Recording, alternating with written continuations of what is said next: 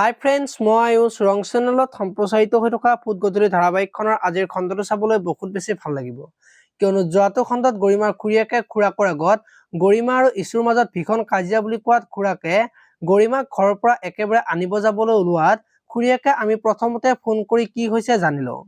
বিয়াৰ দৰে মধুৰ সম্পৰ্ক এটা এনেদৰে শেষ হৈ যাব দিব নোৱাৰি প্ৰথমতে অনুজ চলিহাই কেনেদৰে ট্ৰিট কৰিছে সেই বিষয়ে জানি ল'ব লাগিব।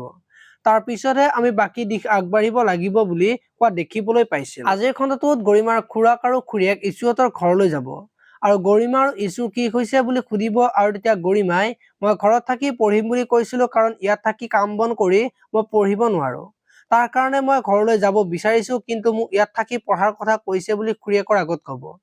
এতিয়া বাৰু খুৰাক আৰু খুৰীয়েকে গৰিমাক কি কব দেখিবলৈ পাব আজিৰ খণ্ডটোত। এইফালে আকৌ বিবেকে আজি পলিৰ ওচৰত যাব আৰু তুমি কিয় বিয়াত নবসো বুলি কৈছা বুলি পলিক সুধিব আৰু তেতিয়া পলিয়ে মোৰ বিয়াত বহিব ইচ্ছা নাই বুলি কব আৰু তেতিয়া বিবেকে পলিক তুমি কি এতিয়াও প্ৰিয়াংশুক ভাল পোৱা নেকি বুলি সুধিব। এতিয়া বাৰু পলিয়ে কি কব দেখিবলৈ পাব ফুট গধূলি নামৰ ধাৰাবাহিকখনত। আপোনালোকে ফুট গধূলি ধাৰাবাহিকখন চাই কেনেকুৱা পায় কমেন্ট কৰি জনাব আৰু যদি আপোনালোকে এতিয়ালৈকে চেনেলটো ছাবস্ক্ৰাইব কৰা নাই তেতিয়াহ'লে চেনেলটো ছাবস্ক্ৰাইব কৰি ভিডিঅ'টোত এটা লাইক কৰি দিব। ধন্যবাদ।